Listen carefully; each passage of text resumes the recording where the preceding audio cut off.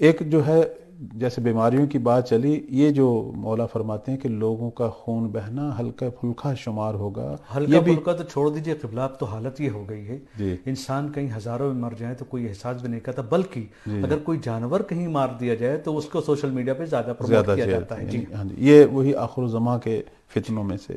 اس طرح معصوم فرماتے ہیں کہ ورتکاب زنا، زنا جو ہے اس کا ارتکاب جو ہے وہ بھی لوگوں کے نزدیک کوئی اتنی بڑی بات نہیں ہوگی، اس کو بھی ہلکا لیں گے. جی یعنی ایک زمانہ آنے والا ہے کہ، اور جیسے ہم اس وقت ہیں بھی، گلی گلی میں ہر جگہ پہ جو ہے وہ جی ہاں زنا خانے کھلے ہوئے ہیں، اور لوگ جو ہیں گھروں میں بازاروں میں بالآخر یہ جو ہے وہ کام ہو رہے ہیں. اور اب تو انٹرنیٹ کی دنیا پہ جو ہے پتہ نہیں کیا کچھ ہو رہا ہے.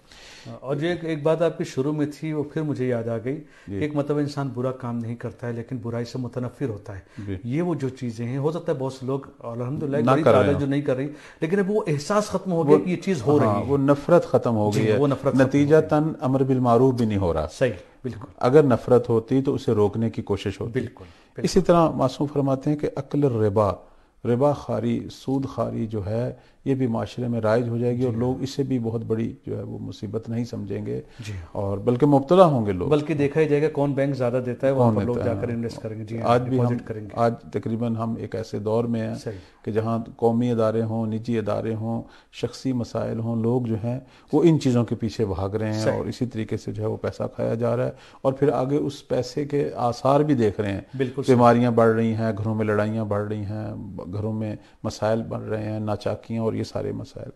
اس کے بعد فرماتے ہیں کہ وَاتُّقِيَ الْأَشْرَارُ مَخَافَةَ أَلْسِنَتِهِمْ، کہ جو برے لوگ ہوں گے ان کا احترام ان کی بد زبانی کی وجہ سے ہوگا.